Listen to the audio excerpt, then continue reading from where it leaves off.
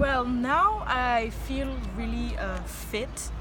Like I can run right now and just feel good. You know, I won't be out of breath like at first. What distances do you compete for? I do the 100 meter for now. Okay. And as of September, I will be doing the hurdles. Nice. High jump, 200 meters, and maybe long jump, because it's always good to try it out, you know, even though you're not really sure if you're gonna like it. But it's always good to try it out because you can be surprised of the things you can do. Especially with them long legs, must be able to jump long.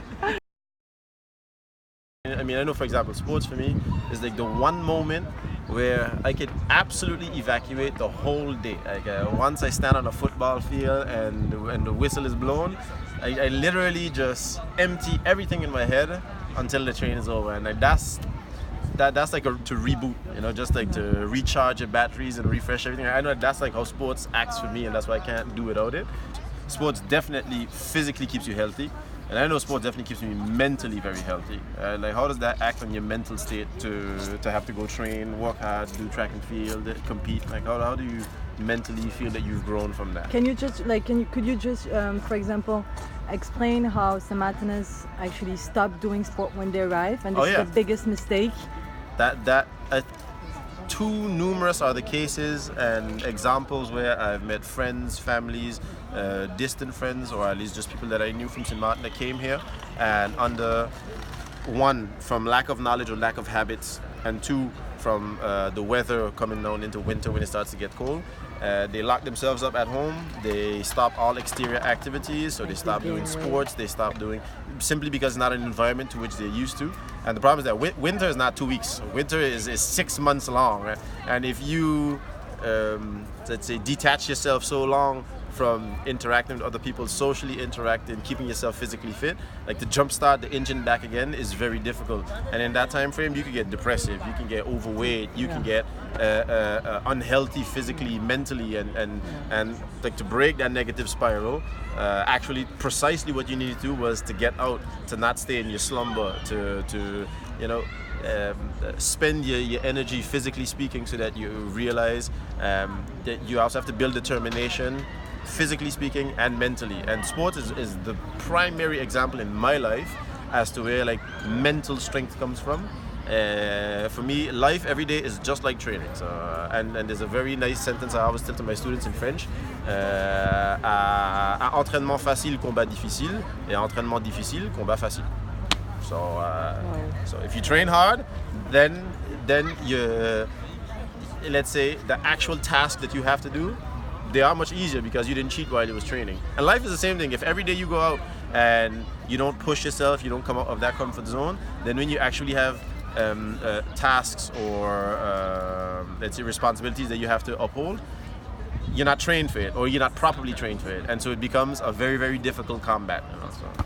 And I know like sports is the primary example mentally. Everything I do in my everyday life, I actually built it, brought it, and learned it from sports.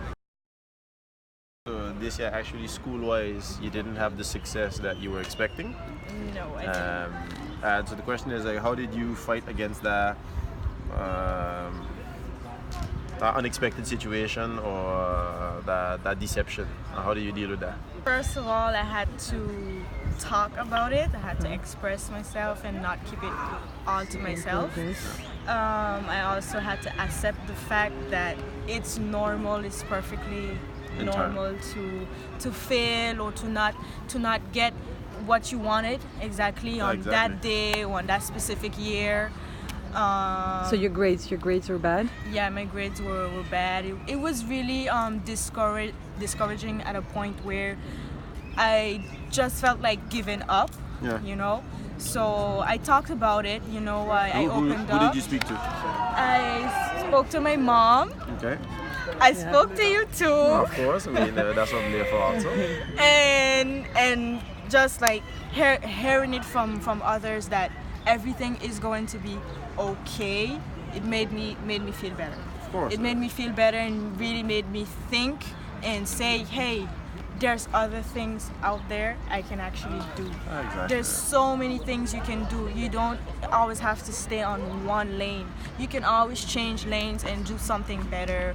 It's awesome to do something like that because then you gain more experience, you know, it changes your whole perspective on stuff. It's always good to talk, you know, it's never good staying to isolated, keep it to you yourself. know, you have to get out there. It worsens the problem, and you get like into this negative spiral where you like keep going down until you hit rock bottom. So you also had like days where you were physically by yourself, and so other than talking, what else you was doing like to keep yourself your head above water? It's dancing because I like to dance. Okay, what kind of style of dance? Classic and contemporary. Okay. Classic, I love to work on my legs, on my leg strength and flexibility, and I can also stand on my toes. The long legs. That's really fun. It's really fun. And do all of that? Yes, I can. Why I never seen none of this? I have videos. Oh my gosh, show you. Okay, I didn't see this. I didn't know all of this. This is news to me. But keep on. So dancing, I didn't know that. Yes, contemporary too because it's free. It has no rules at all, and you can make your own choreography, and it's so fun. And I also love music, so that was one of my therapy. Therapy. Also, I love to draw and paint. It's just really fun. It's really fun.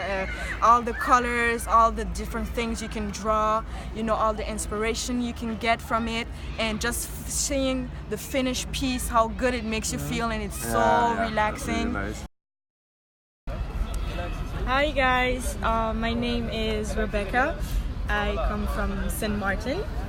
I am 19 years old and I moved to France after my troisième in 2015. So it was to continue my studies and also better my French.